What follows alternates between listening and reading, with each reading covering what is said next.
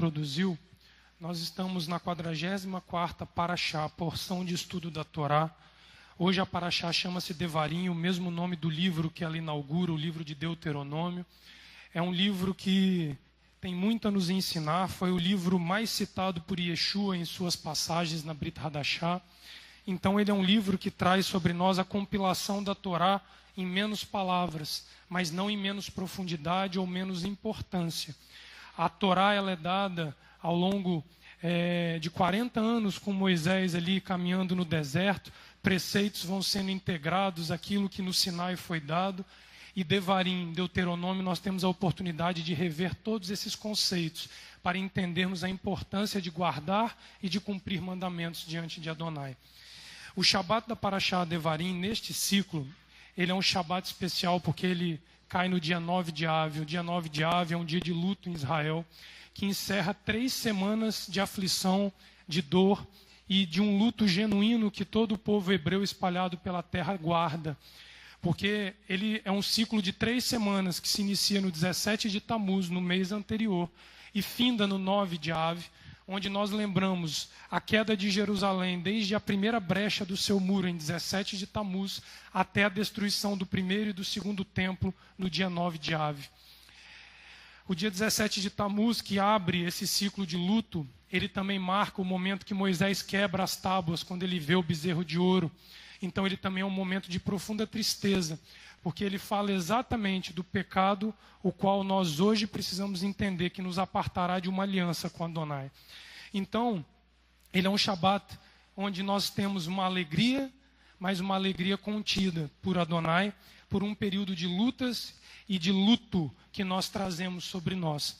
Mas, como hoje se trata de um Shabat, tradicionalmente ocorre um jejum que se faz no 9 de Av, ele fica postergado para o dia de amanhã, porque esse jejum ele faz parte do encerramento desse período de luto, de reflexão que o povo judeu tem como um marco ao longo da sua história. Mas ele também é um Shabat que ele é conhecido como Shabat Hazon. Toda vez que nós estudarmos Devarim, a palavra Hazon no hebraico precisa vir à nossa mente, porque ela encabeça a Parashá, a Haftará dessa Parashá, a porção do profeta Isaías, no capítulo 1, quando ele inicia a porção dizendo Hazon, a visão. Hazon no hebraico significa olhar, ver, contemplar, prover ou profetizar. Eu falei sobre isso no ciclo passado. Ela pode ser empregada nas formas literal, de ver fisicamente, mas ela é muito mais utilizada na forma metafórica, onde ela traz a alusão de um enxergar espiritual por parte daquele que tem os olhos abertos. Ela no Taná, ela faz referência ao conhecimento divino, quando Adonai vê as más e as boas práticas do homem. Ela faz a visão reveladora de Adonai aos profetas, como Isaías ali começa, visão de Isaías. Então ele fala daquela visão do homem que recebe de Adonai algo que a humanidade não tem. Ela fala da maneira a qual os santos verão Adonai após a morte. Isso ele está falando diretamente ali do Salmo 17, no verso 15. E falando de Jó, no capítulo 19, de 25 a 27. É uma visão daquele que é recolhido por parte de Adonai para junto de Adonai. Qual é esta visão que este homem tem quando ele é recolhido por Adonai? Nós podemos ir a Lázaro e ver que Lázaro ele tem uma visão que o homem comum não tem quando ele havia morrido. Mas a mais marcante, o mais marcante uso da palavra razão que leva o profeta Isaías a proferir, ela é uma visão da amante quando olha para o seu amado. Toda vez que o livro de Cantares citar a visão que a noiva tem do noivo, ela é a mais expressiva forma de uso da palavra razão na Torá. Guarda bem essa questão, porque ela vai fechar o estudo da Torá. Os sábados de ensino da palavra, a pedido da casa, ele vai precisar ser encerrado o ensino ao meio-dia, impreterivelmente, por conta do almoço e das atividades pós-almoço que nós temos desenvolvido pela associação. E à tarde, no ensino das 14, o que não puder ser tratado pela manhã vai ser tratado à tarde. E ali nós vamos poder eventualmente tirar alguma dúvida, conversar sobre alguma situação que aconteceu. Porque o ensino da manhã vai precisar ser um ensino mais dinâmico para que a tarde fique separado para as eventuais perguntas, discussões, para que nesse intervalo de tempo que Adonai nos dá, nós tenhamos condição de receber aquilo que Ele tem para nós no Shabat. Para que não falte os 12 pães sobre a mesa organizados a cada Shabat para nós.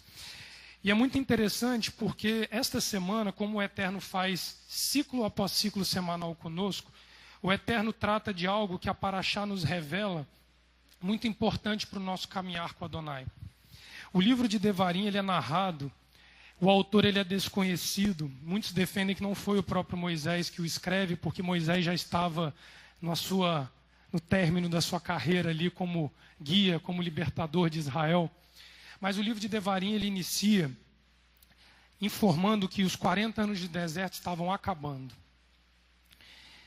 O povo que saiu do Egito já tinha morrido, exceto Josué e Caleb, e uma nova geração tinha a oportunidade de pisar a terra. Estava ali diante do Jordão, nas campinas de Moabe, na planície do retorno, pronto para cruzar o Jordão. E nós vamos ver aqui Moisés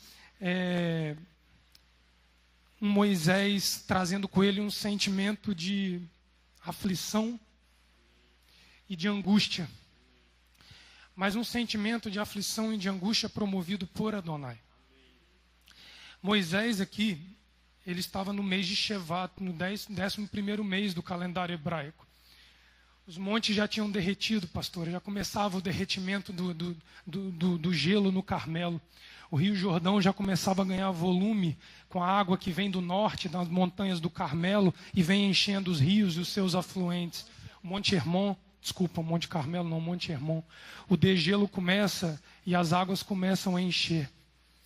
Passar o Jordão nesse momento era o término glorioso para a carreira de Moisés nesse momento. Só que Moisés está em aflição. Ele está em angústia porque não foram os filhos de Israel que estavam ali com ele os que disseram nascer Venishma, em Êxodo capítulo 19, e depois Êxodo capítulo 24. Aqueles que disseram aos pés do Monte Sinai, faremos e obedeceremos, já tinham caído no deserto. O deserto superou a eles. Moisés está aflito porque é um povo que não viu as maravilhas do Egito, não viu o mar se abrir. Moisés tem medo de que eles não concluam a tarefa de 40 anos de deserto. Moisés teme, aflito,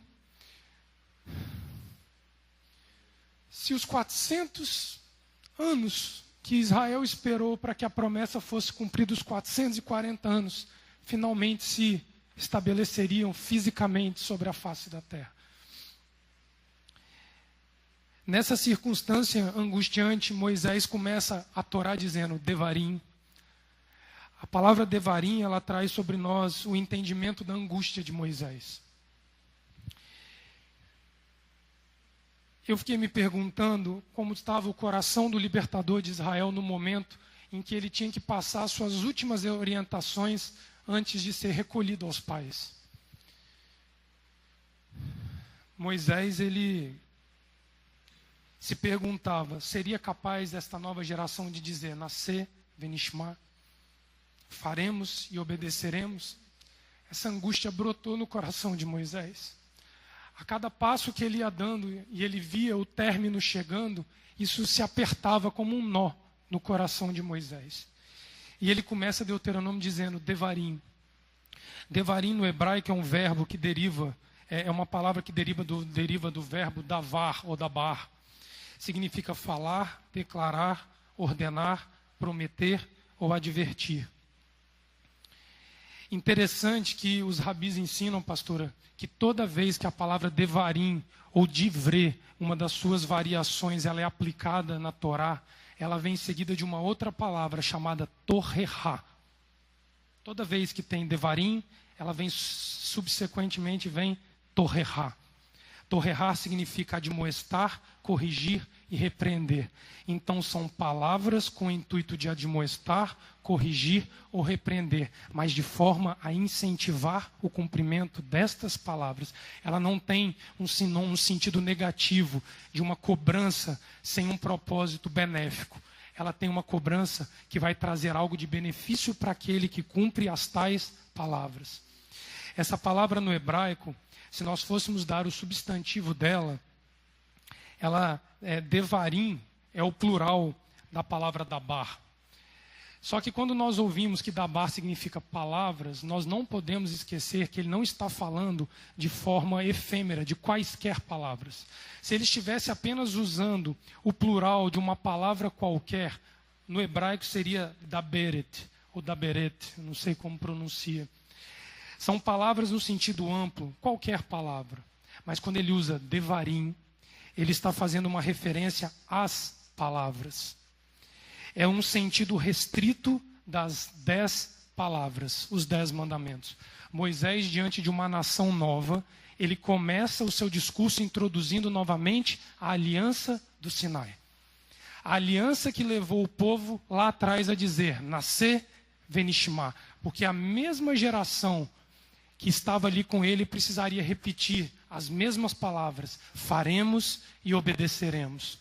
Isso depois, se nós precisarmos olhar, está em Êxodo 34, 28, as palavras citadas, mas nós também, em Deuteronômio 10, 4, diz assim, ele escreve nas tábuas, conforme a primeira escrita, as 10 palavras que vos falou sobre a montanha, em meio ao fogo, no dia da assembleia, e Adonai as dá a mim. Essas são as palavras as quais ele está tratando com os Benê Israel, com os filhos de Israel aqui. E outra particularidade interessante que tem no início dessa porção são os 2 primeiros versos. O primeiro verso, na verdade, que ele se complementa. Deuteronômio 1:1 diz assim, são estas as palavras que Moisés falou a todo Israel além do Jordão, no deserto, no Arabá, diante do mar de Suf, entre Parã, Tofel, Labã, Hazerote e de Zaabe. São necessários 11 dias de jornada do Horebe a Cades Barneia, pelo caminho da montanha de Seir. Quando Moisés ele inicia descrevendo as 10 palavras, a aliança do Sinai, ele automaticamente começa a citar localizações que não são vizinhas uma da outra. Aqui Moisés provoca na mente e no coração de cada hebreu o resgate da memória dos locais onde Israel peca contra as 10 palavras. Ali quando ele cita o deserto e defronte do Mar Vermelho, são alusões ao desejo de voltar ao Egito, quando Israel dizia, melhor seríamos se morrêssemos no Egito e não tivéssemos vindo para este deserto. Quando ele cita a palavra planície, ele relembra o pecado com as midianitas em Peor, ali com Balaão. Quando ele cita Parã, o pecado é a investigação dos espias, proibida por Adonai. Quando ele fala Tofel e Labã, são palavras que fazem referência à rejeição direta ao maná que caía do céu todos os dias. Quando ele fala Hazerote, ele traz à memória a rebelião de Cora, de Coré. E quando ele diz de Zaabe, ele relembra o pecado do bezerro de ouro, ele volta à aliança do Sinai.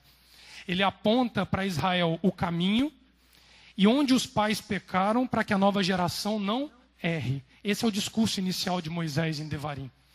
E é interessante que quando nós vemos isso, existe um pecado que os rabis dizem que é comum a cada uma dessas localizações, idolatria.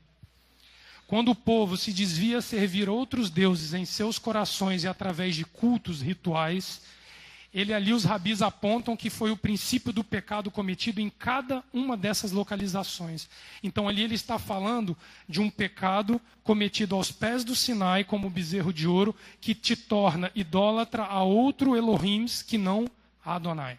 Então ele começa a tratar o problema do Sinai, onde houve o problema. Moisés não alivia para os filhos de Israel. Ele não pode arriscar nesse momento que eles sejam flexíveis e negociem a entrada na terra. Moisés aqui já sabia que Rúben Gade e a meia tribo de Manassés, pastora, preferiu enxergar a terra e não cruzá-la para tomar posse. Eles vão no sentido militar, mas depois eles retornam. Moisés tinha receio de que a nação de Israel fosse flexível demais nesse sentido. Aqui tinha que haver uma inflexibilidade para que não fosse negociável o tomar da posse da terra. A aflição de Moisés, ela atinge o seu ápice no momento mais esperado da sua vida, que era a travessia do Jordão. Ele começa a repassar a Torá ao povo com um tom de angústia, para que seja bem sucedida a história deles. A tomada de posse da terra era símbolo máximo do cumprimento das palavras do Eterno. Uma nação formada por povo, por lei e por terra. A gente volta, Léo, naquilo que você sábado passado falou. Nós ainda não encerramos a questão de posse da terra, ainda está pendente conosco. Acredito que desde o entendimento ao cumprimento dessas coisas. Léo, semana passada, ele vem voltando nas porções anteriores. Acho que você veio de Shelar para frente, né, se eu não me engano. Balaque veio falando de todos os pontos ali onde Israel vem escorregando diante de Adonai, que compromete a posse da terra. Israel já tinha a Torá como lei, já era um povo constituído, multiplicado e numeroso sobre a face da terra, organizado militarmente, faltava a sua terra. Mas nós ainda estamos presos a essa questão porque nós estamos rodando, e nós caímos na questão da terra durante 3 semanas que não se fala em outra coisa. Só que o problema é que agora falar de terra se tornou angustiante, se tornou uma aflição, porque o momento é singular, ou toma ou perde. Não tem como barganhar esse momento. Não tem mais 40 anos de deserto para errar e acertar, errar e acertar, errar e acertar. Quando a gente olha os versos 8 e 10 desse capítulo de Deuteronômio, nós vamos sentir nas palavras de Moisés o drama que o líder de Israel vivia nesse momento. Ele diz assim no verso 8, eis a terra que eu vos dei, entrai e possuí. Está vendo? O problema é a posse da terra. A terra que o Eterno jurou a vossos pais, Abraão, Isaque e Jacó, que a daria a eles e a sua semente depois deles. Neste mesmo tempo eu vos disse, sozinho eu não poderei levá-los. O Eterno, vosso Elohim, vos tem multiplicado de modo que hoje sois uma multidão como a estrela dos céus. Aqui, quando você vai vendo o caminhar dele, ele vai chegar ao verso 12 dizendo, como poderia eu sozinho suportar vossos problemas, vossas cargas e vossas contendas? Como é que eu, no momento crítico da história de Israel, vou conseguir lidar com a travessia do Jordão com tanto peso, com tanta carga, com tanta murmuração, com tanto problema? Essa é a retórica de Moisés na intimidade dele com Adonai. Como, Adonai, se eu não vou passar a terra? Moisés aqui já tinha ciência de que Adonai havia vedado a ele o direito de pisar a terra. O desespero limítrofe que ele vivia entre aflição e angústia é porque ele sabia que não haveria Moisés na terra de Israel para conduzir essa nação. Era singular, Israel não havia vivido essa experiência antes de ser conduzido por outro. Se nós olharmos com critério, Moisés só descansaria em paz, sabendo que seu papel fora cumprido corretamente. Ele precisava ter certeza de que todo o esforço não foi em vão, que o nome de Hashem seria honrado a todo custo. Ele traz as 10 palavras de volta ao discurso para relembrar o juramento do Sinai. Lavrado nas 2 tábuas, uma aliança eterna entre Adonai e os filhos de Israel. A idolatria é um pecado tão abominável para Adonai, que tinha por consequência a anulação do contrato matrimonial simbolizado pela aliança do Sinai. O pecado de idolatria, ele faz um estrago tão grande na relação do homem com Adonai, porque ele viola a aliança matrimonial caracterizada pela Torá dada no Monte Sinai a Moisés para que Israel a recebesse.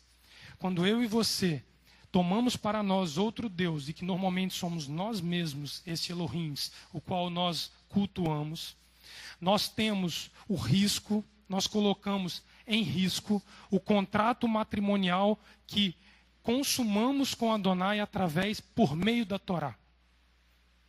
E nós vamos ver que o contrato matrimonial é com o enviado de Adonai.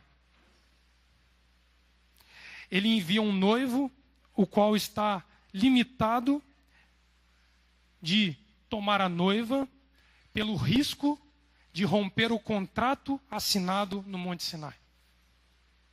Lembra que o Sinai faz parte de um deserto onde não tinha território clamado por ninguém. Por isso que eu digo que é para a humanidade. Israel ali, como representante da humanidade, faz o papel de receber a aliança.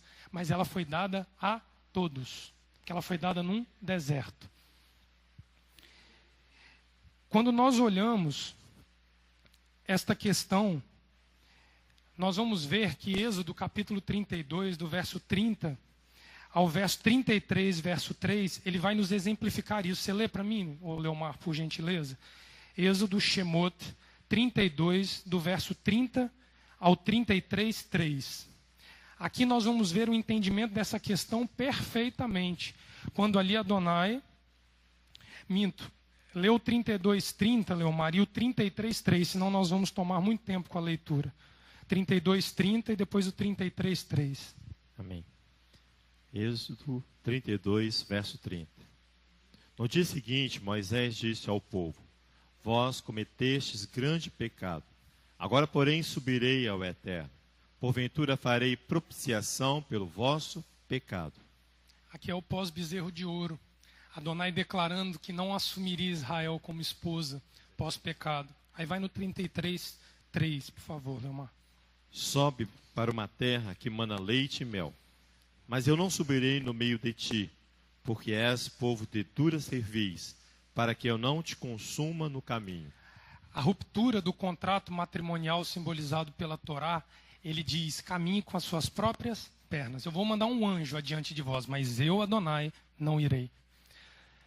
Aqui que nós vemos Moisés em seguida entrando como um articulador da pacificação entre Adonai e o seu povo. Aqui Moisés lembra Adonai os seus atributos, lembra que o nome dele seria manchado entre os estrangeiros que haviam conhecido as suas maravilhas no Egito.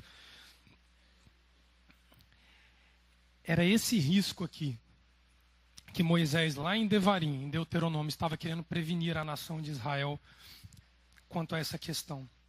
E eu disse da questão da aflição, porque não tem como um homem com uma jornada tão longa diante de Adonai, 40 anos na casa de Jetro, 40 anos caminhando no deserto, com 120 anos de idade, ele desprezar o risco que havia sobre isso. Você vê que Davi só descansa em paz quando ele faz uma transição pacífica, sabendo que o seu filho conduziria e manteria a retidão que o seu trono estabeleceu em Israel. Você vê que a transição entre Abraão, Isaac, Jacó e José, ela é pacífica, porque o descendente ele se coloca à altura do ascendente, do pai, para dar continuidade. Israel aqui tinha que estar à altura do que Moisés fez ao longo de 40 anos de deserto para que não houvesse comprometimento da aliança depois que cruzassem o Jordão, ou até mesmo os levasse a não cruzar o Jordão. O verso 12 do capítulo 1 de Devarim, de Deuteronômio, que eu li há pouco, eu vou repetir ele. Ele diz assim, Deuteronômio 1:12: Como poderia eu sozinho suportar vossos problemas, vossas cargas e vossas contendas? Esse como, esse advérbio como, usado aqui por Moisés, ele não é uma pergunta direta aos filhos de Israel. É uma retórica. Ele pergunta a ele mesmo, na intimidade dele com Adonai. Ele não está chegando para o João, João, como carregar isso? Ele não está lançando esse peso sobre o João. Ele lança sobre as próprias costas dele o peso e a responsabilidade de conduzi-los após o Jordão sem poder cruzar o Jordão. A palavra como no hebraico aqui é errá. É um advérbio interrogativo de cunho retórico, aplicado no sentido de lamentação e tristeza. É usado apenas 3 vezes na Bíblia Sagrada com esse sentido de lamento e de tristeza retórica, para você mesmo. Podendo se destacar mais 2. Além de Deuteronômio 1:12, existem mais 2 citações. A primeira delas, eu vou ler para vocês, não precisa ir lá, Isaías 1:21, que é a Haftará, que João leu mais cedo aqui, razão da visão. Lembra que visão está ligado à visão da amante pelo noivo. Lembra que eu falei isso no início? Guarda isso. Isaías 1:21 diz assim: como, é a mesma retórica, se fez prostituta a cidade fiel. Ela que estava cheia de retidão, a justiça habitava nela, mas agora homicidas. A segunda aplicação deste como retórico está em Lamentações 1, verso 1 e 2. Eu vou ler para vocês. Como está sentada solitária aquela cidade, antes tão populosa, tornou-se como viúva, a que era grande entre as nações, a que era princesa entre as províncias, tornou-se tributária. Chora amargamente de noite, e as suas lágrimas lhe correm pelas faces. Não tem quem a console entre todos os seus amantes.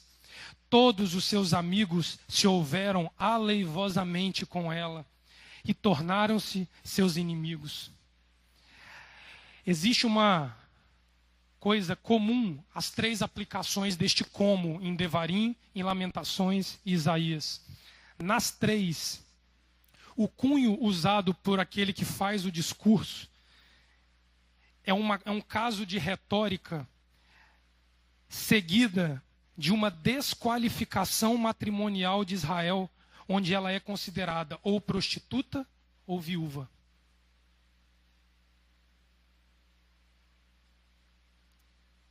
Essa era a condição de Moisés. Não tinha como esse homem estar em paz nesse momento. Ele não teria paz porque a denúncia de Adonai sobre Israel é que ela ao longo de 40 anos se prostituiu com outros ídolos e abandonou o marido, o próprio Adonai. Essa questão colocada por Moisés, ela é exatamente a mesma quando esta palavra como, ela nos dias atuais ela é usada por nós.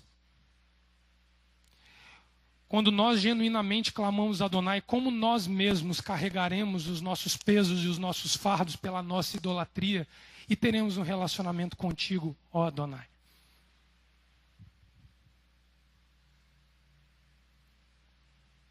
Interessante que essa questão de afligir começou há 10 dias atrás comigo.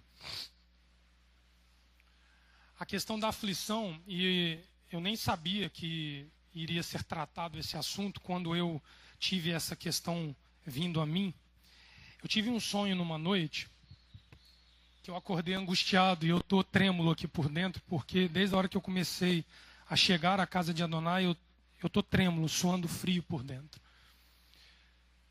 O sonho que eu tive numa noite era um sonho onde um homem casado era questionado por uma autoridade, um juiz e um profeta.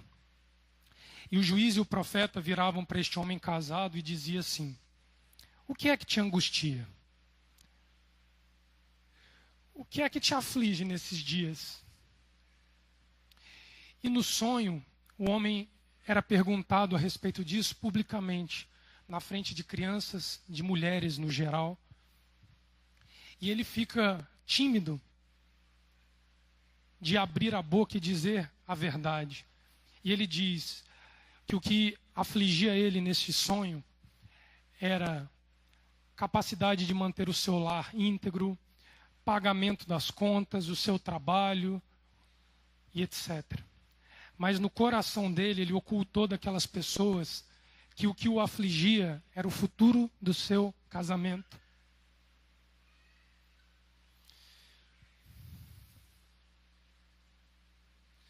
E a aflição veio porque aquele homem tinha medo de que a noiva, a esposa, não conseguisse cumprir o seu papel de se manter ligado à aliança que eles fizeram através do matrimônio. E essa palavra está anotada aqui na minha Bíblia. Ela vem comigo desde esse dia. E quando o Leomar mandou a escala e caiu Devarim, eu não fazia a menor noção de que a Paraxá trataria disso daí. Mas o Eterno vem falando de angústia e aflição desde o primeiro dia desta semana. Eu não pude esconder de Adonai que ele estava já me afligindo para eu tentar entender o que Moisés sentia naquele momento. Mas você sabe o que levou Moisés a seguir em frente? Vocês vão ver a passagem de Devarim toda. Devarim se encerra no capítulo 3. E Devarim, ela vai se passar como um lamento de Adonai, de Moisés, perdão, por esta aflição. Você vai ver ele falando de Cades Barneia, você vai ver ele falando da guerra contra Og, contra Seom. Ele vai repassando as vitórias de Israel para lembrar que do mesmo jeito que Israel caiu, ela se levantou. Mas ele ainda estava aflito.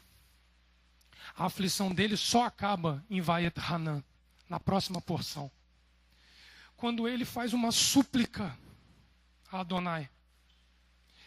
A próxima paraxá, Vaet Hanan, começa no verso 23 do capítulo 3 de Deuteronômio. E ela diz assim, Deuteronômio 3, 23. Também nesta ocasião, ou seja, neste mesmo momento de aflição, pedi graça ao Eterno, dizendo, outras traduções diz, clamei por misericórdia. Ó Eterno Elohim, já começastes a mostrar a teu servo a tua grandeza e a tua forte mão. Pois que Elohim há nos céus e na terra que possa realizar obras e feitos poderosos como os teus. Moisés começa a tentar sensibilizar Adonai em virtude do risco de Israel se desviar. Rogo-te, me deixes passar, para que veja essa boa terra que está do outro lado do Jordão, esta boa região montanhosa e o Líbano. Porém o Eterno indignou-se muito contra mim, por vossa causa, e não me atendeu. Pelo contrário, disse, basta, não me fales mais a este respeito. Sobe ao cume do Pisga, levanta os olhos para o ocidente e para o norte, e para o sul e para o oriente, e vê com os teus próprios olhos, porque não atravessarás o Jordão. Moisés deve ter entrado em pânico com a negativa de Adonai. Dessa vez, pastor, ele não consegue mudar a decisão de Adonai. O capítulo 34, ele convence Adonai. Aqui, pela própria vida dele, mesmo sendo uma causa justa. Mas o conforto de Adonai vem no verso 28. Dá ordens a Yehoshua, a José, a Josué. Encoraja-o, fortalece-o, pois é ele quem passará à frente deste povo e o fará possuir a terra que tu apenas verás. Ele é duro com Moisés, mas ele conforta Moisés. E aqui do capítulo 4 em diante, começa Moisés exortando a Torá e para de lamentar. E ele ganha tempo para exortar e exprimir a Torá no seu maior e mais amplo sentido, para que ele aproveitasse todo o tempo que lhe restava. Porque não era ele que daria posse à terra de Israel aos filhos de Jacó. Não era. A palavra afligir, ela no português, claro, ela significa, ela é proveniente etimologicamente do latim, a palavra affligere, que significa fazer com que alguma pessoa fique aflita, atormentada por algo, por alguma situação. Em alguns momentos pode significar torturar. Fazer com que alguém fique aflito e atormentado, causar tormento, aflição em alguém ou a si próprio. O ato de afligir pode ser usado tanto quando a pessoa em luto é aquele que se sente triste, ou o sofrimento físico da alma, angústia ou preocupação. Tem caráter ambivalente, ou seja, pode ser uma aflição com o objetivo de prejudicar alguém, mas também pode significar um sentimento interior com potencial de produzir bons resultados. A diferença entre a aflição pelo pecado e a aflição por parte de Adonai. Uma te leva a crescer, outra te leva a diminuir, quanto à sua qualidade de homem, de mulher, tanto física quanto espiritualmente. No hebraico, a raiz usada é aná. Ana, não sei como pronuncia. Ela exprime a ideia de ação contra um inimigo, seja homem contra homem, seja Elohims contra o homem. É o desejo intrínseco de punir alguém, causar mal-estar e dor. Ele não objetiva gerar nenhum benefício para o aflito. Este é a aflição que nós embutimos no nosso semelhante pela força do pecado que existe em nós. Vai lá em Gênesis 16:6, Leomar. Vê lá o que Sara faz com Agar. Nós vamos entender aqui agora. Ela promove uma aflição de cunho carnal, que não trouxe sobre Agar entendimento nem propósito para beneficiá-la. Bereshit, Gênesis 16:6. Disse Abraão a Sarai: a tua serva está nas tuas mãos, faz-lhe como bem te parecer. Então Sarai a maltratou e ela fugiu da sua presença. Essa foi uma aflição que não produziu benefícios a Agar. Era um sentimento mal resolvido dentro de Sarai ainda. Ela não era Sara, ela ainda era a velha Sarai, não tratada, não aperfeiçoada por Adonai. Assim nós fazemos com o nosso semelhante. Em tempos de posse de terra, nós muitas vezes com palavras afligimos o nosso semelhante e o impedimos de tomar posse da terra. Léo falou isso sábado passado, nós somos essa própria terra. Nós dominarmos sobre aquele local onde Adonai faz morada em nós. Então nós impedimos aquele que quer conhecer e penetrar a presença de Adonai através de uma aflição que não é proveniente do próprio Adonai. Mas no outro lado da questão, ela em algumas situações, Elohim usa a aflição com o propósito, o objetivo de promover arrependimento no coração do indivíduo. E dessa forma ele aí sim beneficia o indivíduo através da aflição. Vamos lá em Deuteronômio, aqui mesmo onde nós estamos, capítulo 8, verso 1 ao 3, Leomar, me ajuda novamente, por favor.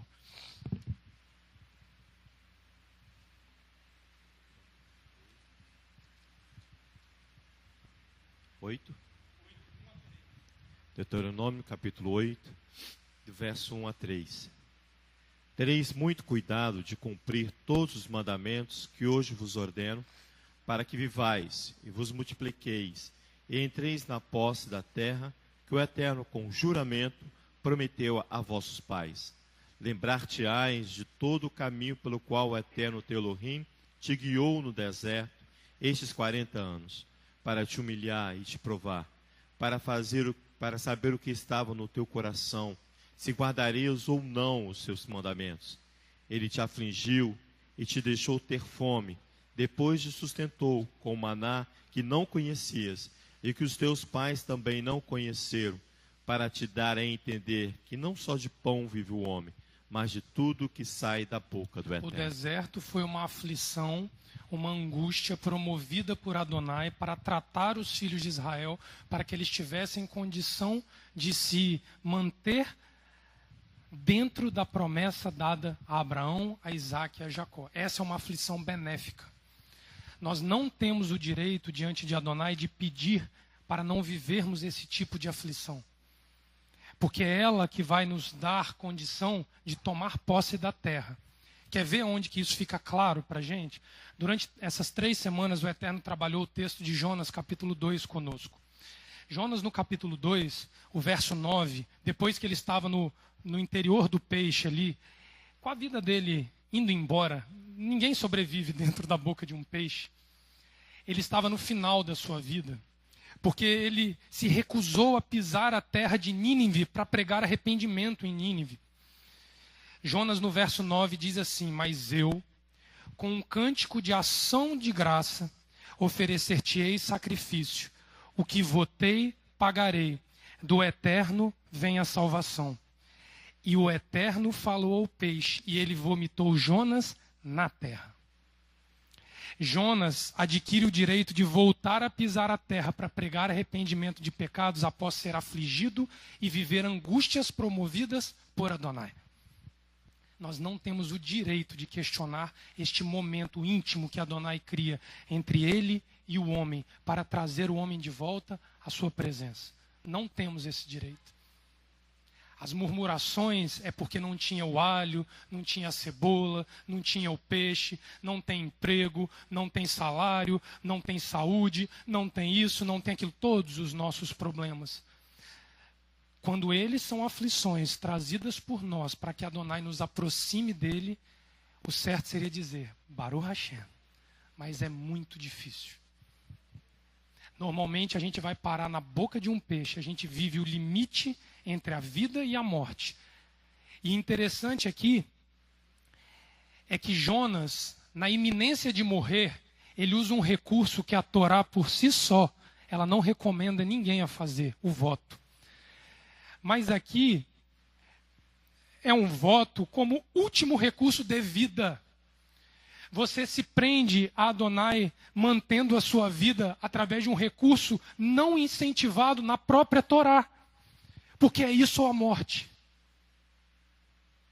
O que Israel faz ali no Monte Horebe com Adonai, tendo ali os céus e a terra como testemunha no capítulo 19 de Shemot de Êxodo, é um voto a Adonai. Era um último recurso. Nascer, venishimá. Faremos e obedeceremos. Quando Israel faz o nascer no capítulo 19, ela nem conhecia as regras da Torá. Ela faz porque ela sabia que a dependência dela de vida dependia desta Torá e do Elohim que a estava dando.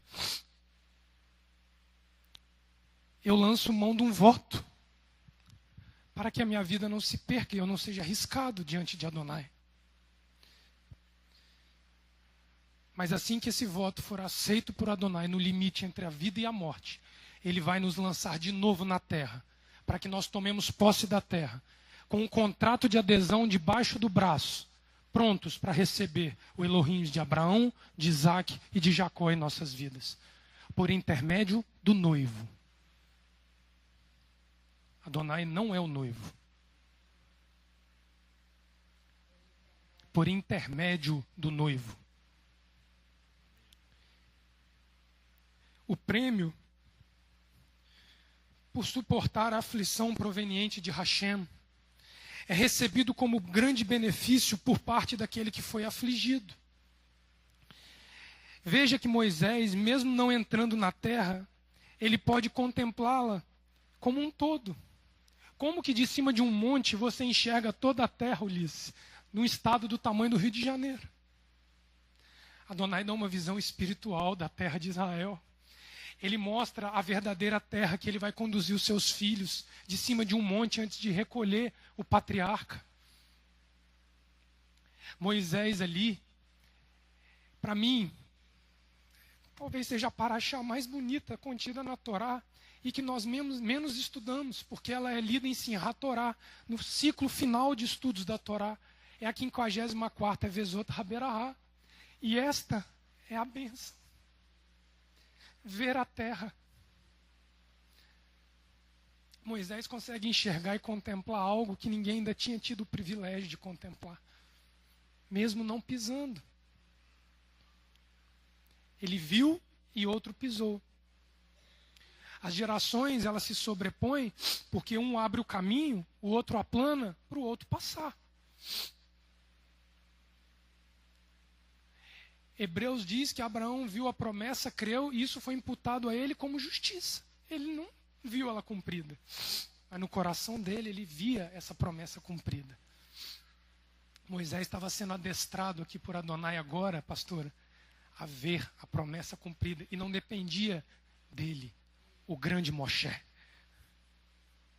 Dependia do jovem Yehoshua. A flexão do nome de Yeshua, o noivo, Yehoshua.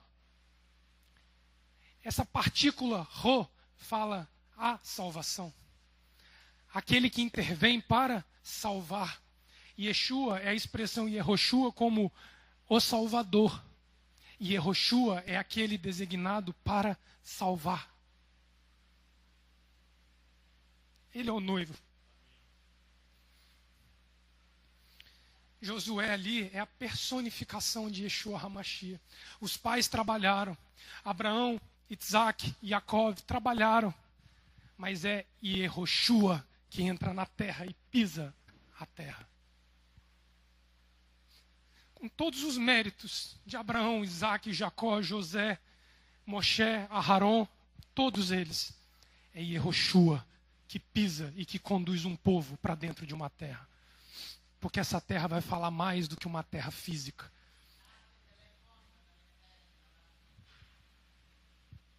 Porque basta de toda discussão entre vocês. Porque nós não podemos forçar a porta.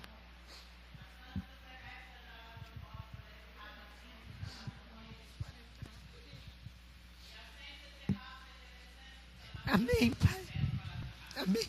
Porque vocês têm pés para andar e continuar caminhando e aprendendo. E coração pronto para obedecer. Amém. Assim vocês andeis em direção àquilo que Adonai está falando.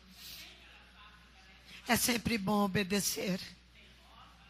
Sem discussões, sem busca de outras coisas. Mas é tendo pés fortes para andar, e eu vos dei. Amém, Pai. Amém. Amém, Pai. E assim até aquele que não entende, que é sonso, ele vai encontrar o caminho. Desapeguem de vocês mesmos. E veja a luz de Adonai.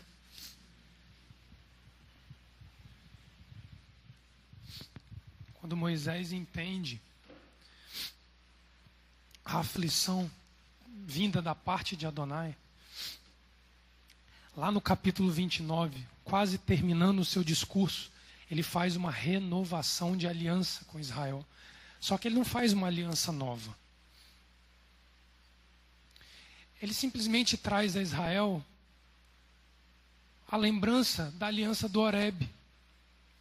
Deuteronômio 29, 1 diz: são estas as palavras, Devarim, que o Eterno ordenou a Moisés com os filhos de Israel na terra de Moabe, além da aliança que fizera com eles no Horebe. E aí ele convoca o povo a fazer uma aliança. Tomar posse de terra, ela só pode ser feita com uma aliança debaixo do braço, sendo cumprida. Um contrato, uma escritura de posse de terra. E é interessante que quando vocês veem os restauradores de Jerusalém, Neemias e Esdras, vai no capítulo 10 de Neemias, eles fazem um pacto, o chamado Pacto da Inocência. São palavras tiradas da aliança do Sinai para relembrar ao povo que voltava do cativeiro babilônico para pisar a terra. Mas antes eles precisaram fazer um comprometimento com força de juramento, um voto, porque a vida deles estava arriscada a ponto deles não conseguirem se manter sobre a terra, pisando a terra. E eles precisam fazer um voto, pastor. Eu não vou lá porque o relógio hoje parece que acelerou. Mas Neemias capítulo 10, ele literalmente faz um voto com o mesmo peso daquele voto do Sinai, mas para a geração que estava pisando Jerusalém ali. E é muito interessante que essa questão da aflição, o Eterno nos ensina coisas que às vezes a gente já leu, releu, viu, ouviu, sabe decorado, mas a gente aprende com o Eterno a cada semana. O caminhar de um povo que habita longe da terra a qual Adonai determinou como sua, Israel. Ele é determinado após um período de aflição fora da terra. Porque quem já está dentro da terra não precisa ser afligido para entrar na terra. E vocês vão ver que lembra que eu disse que o pecado comum era idolatria? Aquele que vive em terra estrangeira é porque optou a contrair outro matrimônio para si que não um matrimônio com Adonai. E sabe onde a gente aprende isso? Nos Cânticos de Degrau, Salmo 120. Nós vamos ver um homem saindo das baixas terras e subindo às altas terras de Sião. E não é geograficamente, é espiritualmente, é uma subida, degrau após degrau, ao longo dos Salmos. E aí nós vamos ver aqui que ele começa no Salmo 120 dizendo assim: na minha angústia. Então não era um período de paz interior no homem. Eu clamo ao Eterno e ele me ouve. Ó Eterno, livra minha alma dos lábios mentirosos e da língua enganadora. O que te fará ele, ou que te acrescentará ele, ó língua enganadora? Flechas agudas do valente, com brasas vivas de zimbro. Presta atenção agora. Ai de mim, que peregrino em Meseque e habito entre as tendas de Quedar. Já há tempo demais que a minha alma habita, ou seja, está em outra terra, entre os que odeiam a paz. Sou homem de paz, mas quando falo, eles são pela guerra. Meseque aqui é Jafé. É um dos 3 filhos de Noé. E não é o filho que dá a linhagem de Abraão. Ele não é semita. Ele é um antissemita. Ele não é descendente de Sem. A terra que este homem angustiado do Salmo 120 habita não é a terra de Sem.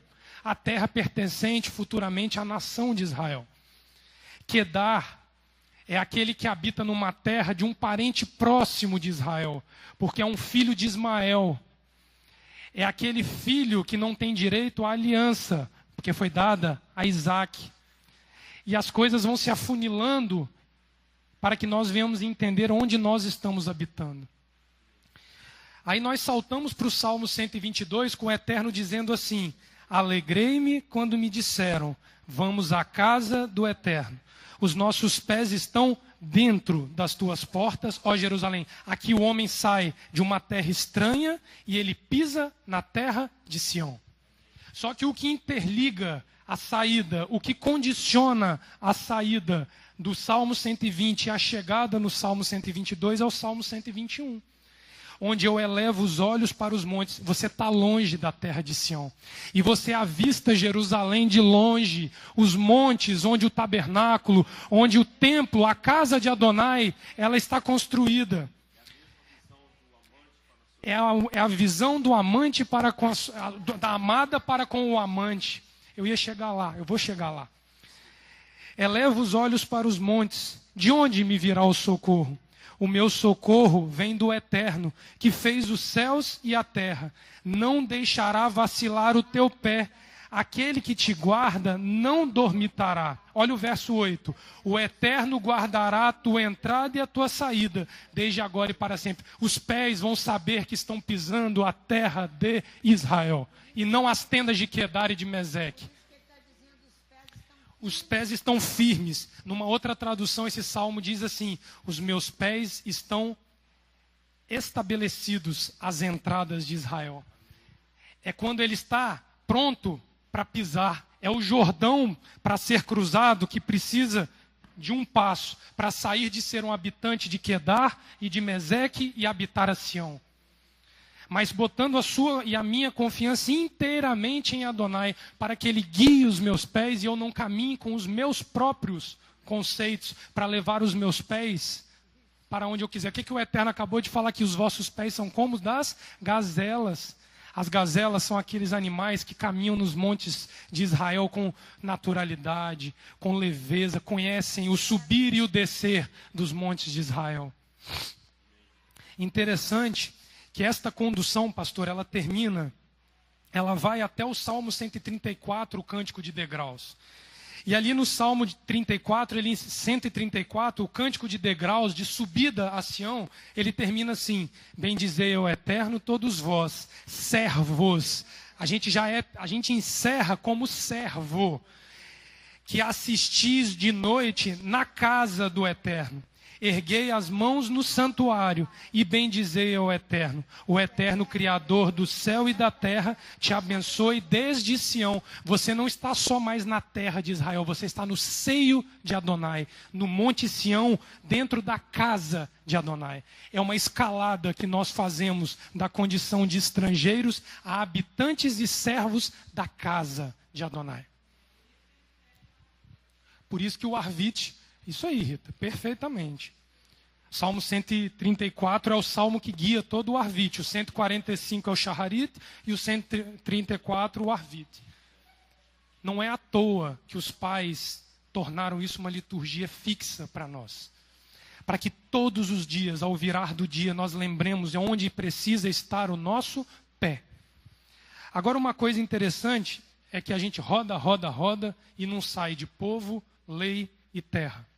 O problema está onde nós estamos pisando. Existe uma relação direta entre esses 3 pontos, lei, povo e terra, carregando fielmente... pulei aqui. Quando vemos Israel constituído como povo, carregando fielmente o juramento de guardar os princípios de santidade da Torá, a sua lei, e apossando-se da terra de Canaã, enxergamos de maneira clara ela constituída como uma nação. Por isso a insistência em tocar neste assunto, pois existe uma relação direta entre esses 3 pontos, povo, lei e terra, com o caráter matrimonial descrito na palavra para explicar a relação do Criador com os seus servos. Desde a queda do homem lá no Éden, o Eterno deseja trazer a sua criação de volta à presença dele. Ele nos ama de tal forma que estabelece uma aliança matrimonial voluntária para retomar esta intimidade outrora perdida em virtude do pecado original. Vai em Isaías 62, de 1 a 5. Rapidinho. O meu relógio ainda tem 4 minutos. O meu não condiz, o da Beit também não condiz com o relógio romano. Então temos ainda 4 minutos. Vamos lá. Isaías 62, de 1 a 5. Olha o que o profeta Isaías declara aqui. Por amor de Sião, não me calarei, e por amor de Jerusalém, não me aquietarei, até que brilhe a sua retidão como a aurora, e a sua salvação como uma tocha acesa. As nações verão a tua retidão, e todos os reis a tua glória. Chamar-te-ão por um nome novo, que a boca do Eterno nomeará. Serás uma coroa de glória na mão do Eterno, um diadema real na mão do teu Elohim.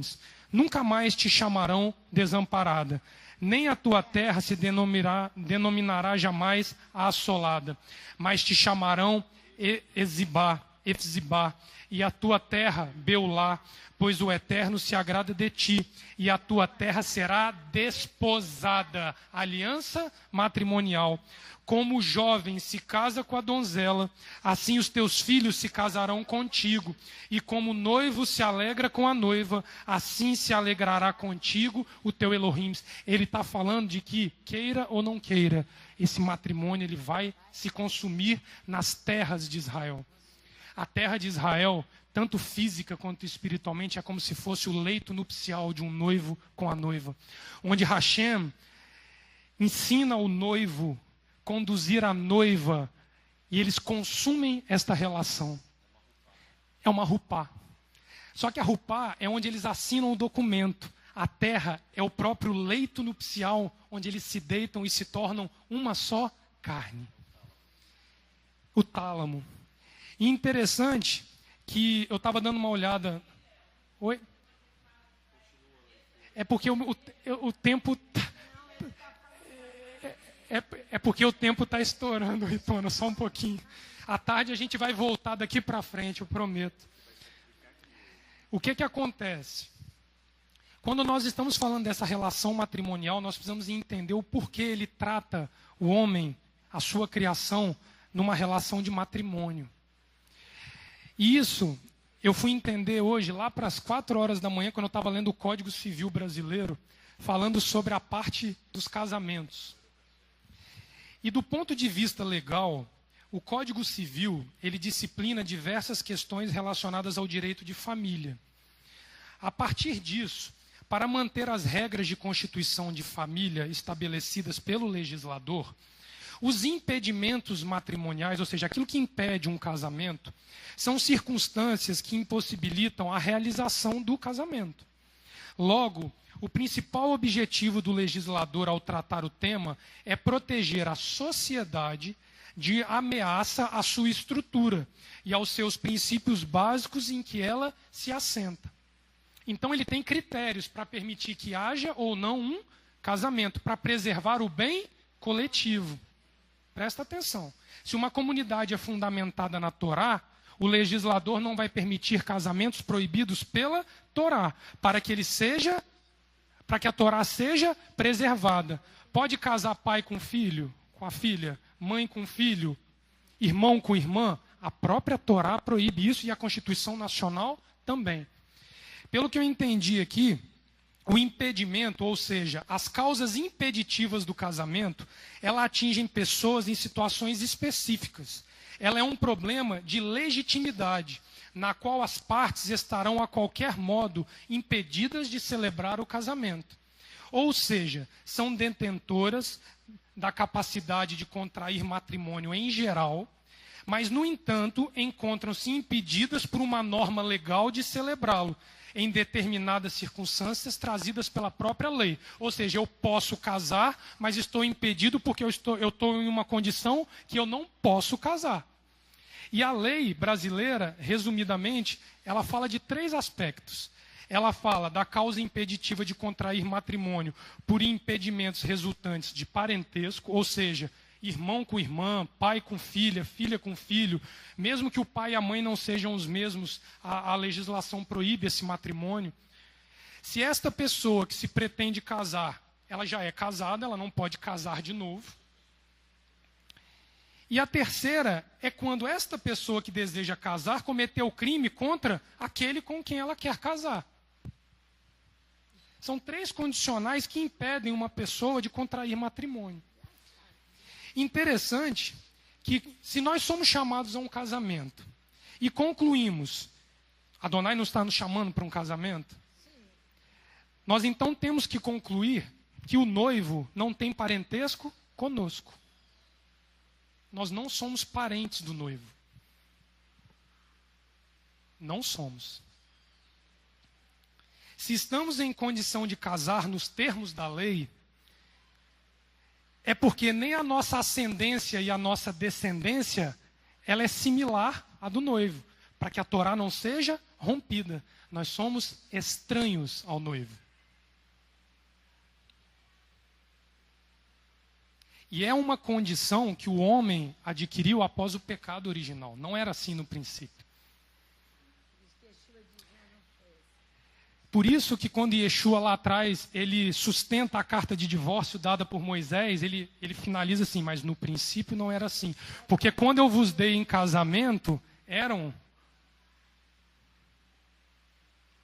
Mas com o pecado... Ele ali não está falando do casamento previsto na Torá, ele está falando da relação que o homem tinha com Adonai no princípio. Nós éramos parentes de Adonai. Não precisava haver casamento. Nós já éramos parte da casa de Adonai, da família de Adonai. Depois vocês olhem, tem alguns textos na Brit Hadashah, como João 3, 16, 17, Romanos 3, Gálatas 3, Efésios 1, 1 João, no capítulo 4 também fala disso, que nós outrora não éramos filhos. Não havia essa relação. Em relação a questão de estarmos casados e não podermos contrair um novo matrimônio, é a questão da idolatria que encabeça as 10 palavras. Não terás para ti outros deuses. Se eu me relaciono com outro Deus que não o de Abraão, de Isaac e de Jacó, eu estou impedido de contrair matrimônio com a família de Adonai, com o noivo que ele vai enviar para nós, que ele já enviou para nós, para contrairmos matrimônio.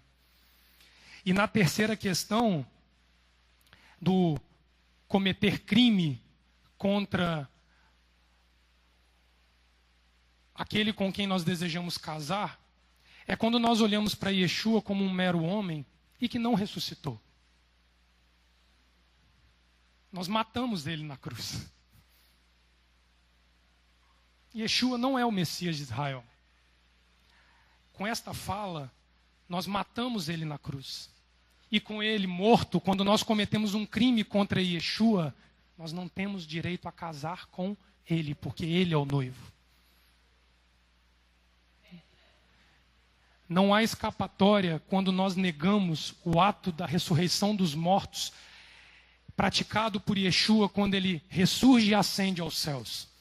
Porque é a mesma coisa de nós dizermos que a morte o venceu, e ele não venceu a morte. É por isso que Paulo não é compreendido. Onde está a morte, o teu aguilhão. Se Yeshua venceu a morte e Yeshua está vivo, nós não podemos dizer que ele não é o Messias de Israel. Não há como desvincular uma coisa da outra. Se nós dizemos que ele é o Messias de Israel, nós precisamos crer na ressurreição dos mortos. 1 Coríntios capítulo 15, leia com calma depois, e nós vamos ver isso daí. Isso foi um soco no meu estômago, estudando. Nós não somos parte da família de Adonai. Mas sabe uma coisa interessante? Eu vou encerrar por aqui para não pecar contra o que nos foi pedido. Depois que eu estudei isso e eu entendi essa questão,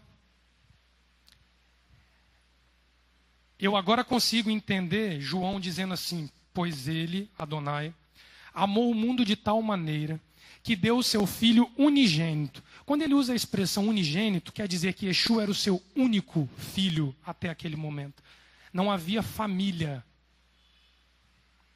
para que se tornasse primogênito, o mais velho. Interessante que dentro de uma questão de lei, tanto física quanto lei espiritual, estou falando de Torá, quando nós olhamos a relação existente entre um casal, a Bíblia diz, lá em Gênesis 2, 24 e 25, que tomará o homem e uma mulher, deixarão a casa do teu pai e tua mãe e serão uma só carne, certo? Se eu, casado com Laila hoje, tenho como pais Rocine e Alessia, se eu e ela somos um, como somos, Alessia e Rocine tornam-se pais de Laila e ela filha de Alessia e de Rocine. Eu me torno filho de Sérgio e de Lídia. É fácil entender isso quando a gente olha a língua inglesa que diz son-in-law, daughter-in-law. Filho na lei, genro. Filha na lei, daughter, nora. O americano entendeu essa essência. Quando nós recebemos o noivo, com um contrato de Ketubá assinado debaixo do braço, a Torá, e nós pisamos o leito nupcial do noivo, eu me torno filho de Adonai. Porque eu sou absorvido pela ascendência do noivo ao pai. Eu me torno filho pela absorção que Yeshua, como único filho, me dá. Ninguém mais na face da terra tem esse poder. Lembra daquela música que a gente cantava um tempão atrás, que eu não lembro de onde está? Todo o poder te foi dado no céu. Lembra? É o poder de tornar os que não são filhos como filhos. Aí nós vamos entender a confusão que é feita com Romanos, com Gálatas, quando ali diz que outrora não erais filhos e agora sois filhos. E os filhos o são não na carne, mas no espírito, porque não é contraindo uma relação física que eu vou conseguir essa adoção. Não é me deitando e me tornando um ascendente legítimo de sangue azul que essa adoção vem.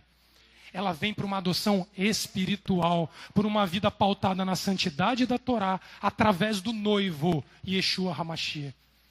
Olha depois o capítulo 2 de Cantares, a gente não tem tempo. Cantares, ele vira e fala assim: vem, amada minha, formosa minha. É o cântico do noivo, atraindo a noiva para o leito nupcial.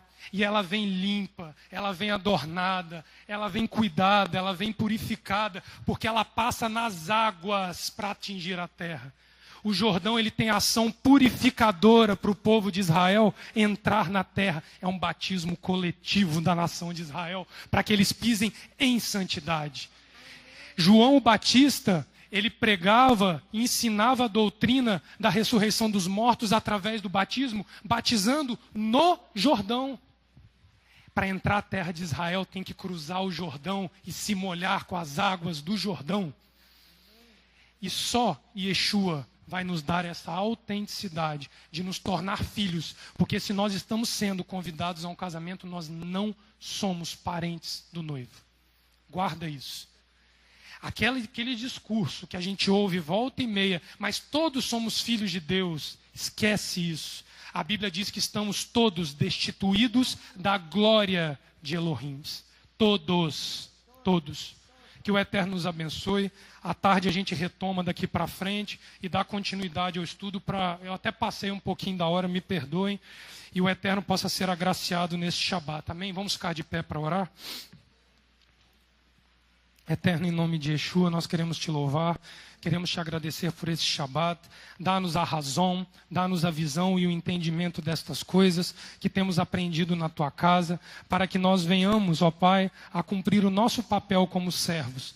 Que o Eterno nos faça entender e viver pela fé, cumprindo as tuas escrituras à medida que elas forem sendo colocadas diante de nós. E que nós saiamos desse Shabat com vida e cheios da tua presença. Que o Eterno possa, no nome de Yeshua, trazer sobre nós graça e paz nesse Shabat, nos dando o privilégio de gozar do dia de descanso em linha contigo. É o que nós te pedimos em nome de Yeshua, Messias. Amém. Yevareh Adonai verishmereha. Ayer Adonai panaveleha viruneca. Issa Adonai panaveleha veasem leha shalom. Bishem Yeshua HaMashiach. Amém. Que o Eterno nos abençoe e nos guarde. Que o Eterno faça resplandecer o teu rosto sobre nós e tenha misericórdia de nós. Que o Eterno sobre nós levante o teu rosto e nos dê a paz. No nome de Yeshua, o nosso Messias. Amém. Shabbat Shalom. E só lembrando que o Lehadodi é um cântico de Shabbat. Então canta-se a chegada da noiva em Shabat. É uma das grandes importâncias de guardar o Shabat diante de Adonai. Amém.